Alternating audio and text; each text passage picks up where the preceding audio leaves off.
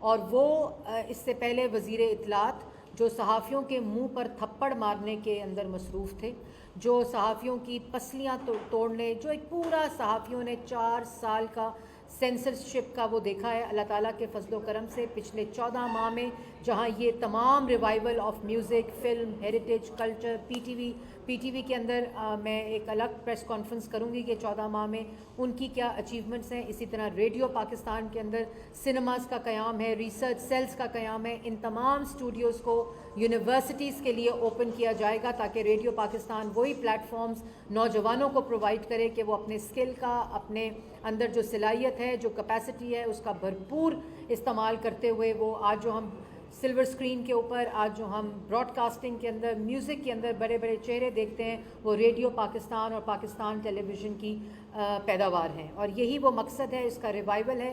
P T V academy, radio Pakistan کی academy اور اسی طرح انفارمیشن سروسز اکیڈمی کو بھی انٹیگریٹ کر کے ایک سمر پروگرام یونیورسٹی اسٹوڈنٹس کے لیے سٹارٹ کیا جا رہا ہے.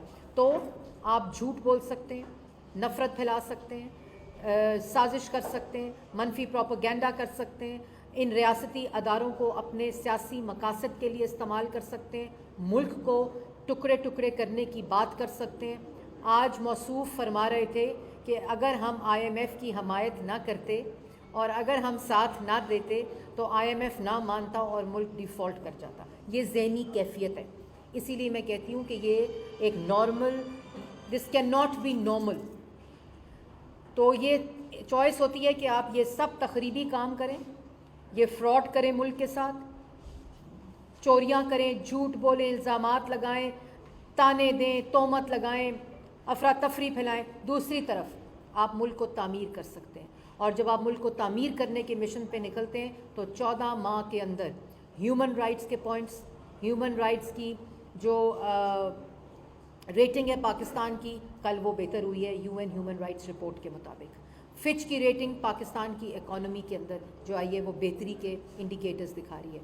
24 آورز لائیو میوزک ٹرانسمیشن کا آغاز ریڈیو پاکستان میں کیا گیا ہے. اسی طرح ورلڈ سروسز، جتنے اوورسیز پاکستانیز ملک کے باہر بیٹھے ہیں، پاکستان کا پورا کانٹینٹ، چاہے وہ نیوز کا کانٹینٹ ہو، چاہے وہ کلچر کا ہو، ہیریٹیج کا ہو، اور تمام جو نیوز سروسز ہے وہ ورلڈ سروس کے نام سے اس کا آغاز کیا گیا ہے.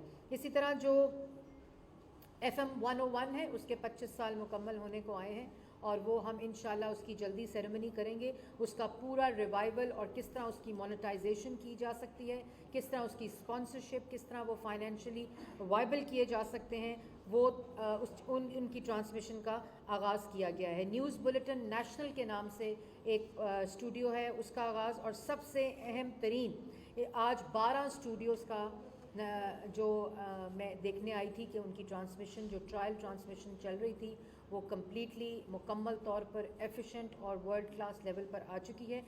صوت القرآن جو ہے اس کا یہ ایک ویژن تھا. یہاں میں احسن اقبال صاحب کو ضرور اکنالج کرنا چاہوں گی. یہ ان کا ایک مشن تھا، ان کا ایک ویژن تھا جس کو ریڈیو پاکستان نے عملی جامہ پہنایا ہے اور اس کے اوپر ٹرانسمیشن ہم نے اس کو ڈیجیٹل بھی کر دیا ہے اور اس کو اوورسیز پاکستانیز کے ساتھ بھی اس کو لنک کر دیا ہے. اس کے علاوہ کرنٹ افیئر نیوز کے اسٹوڈیوز ہیں. مختصر بات اتنی ہے کہ یہ تمام چیزیں 14 ماہ کی مختصر مدت میں ہوئی ہیں. آئی ایم ایف پروگرام جو سسپینڈڈ تھا، وائلیٹڈ تھا، خلاف ورزی ہوئی بھی تھی، ملک کو ڈیفالٹ کے دہانے پر چھوڑ کر گئے تھے اور روز کہتے تھے ملک سری لنکا بنے گا. اللہ تعالیٰ کے فضل و کرم سے اس کو ڈیفالٹ سے نکال کر معیشت کو استحکام دیا ہے. آج انشاءاللہ سٹاف لیول اگریمنٹ کی میٹنگ ہے بورڈ میں. اللہ تعالیٰ سے دعا گو ہیں کہ یہ آئی ایم ایف کے لیے دعا گو نہیں ہے، یہ ملک کی معیشت کے استحکام کے لیے دعا گو ہیں. اور مجھے امید ہے کہ اسی طرح آپ کے پاس چوائس ہو تو آپ فیٹف کی گرے لسٹ سے نکل جاتے ہیں، فچ کی ریٹنگ بہتر ہوئی، ہیومن رائٹس کی ریٹنگ بہتر ہوئی، فریڈم آف ایکسپریشن کے انڈیکس سائٹ 7 پوائنٹ بہتر ہوا. تو کیا وجہ ہے؟ کیا وجہ ہے کہ 4 سال یہی اشاریہ ملک کا وزیر اعظم، پاکستان کا مسلط شدہ وزیر اعظم میڈیا پریڈیٹر کہلاتا تھا؟ کیا وجہ ہے کہ ہیومن رائٹس رپورٹ جب سپریم کورٹ میں پیش ہوتی تھی تو اس میں ہیومن رائٹس وائلیشن نظر آتی تھی؟ کیا وجہ ہے کہ اکنامک جو پاکستان کی اکانومی ہے اس کو تباہ کر کے ڈیفالٹ کے دہانے پر چھوڑ کے آئے؟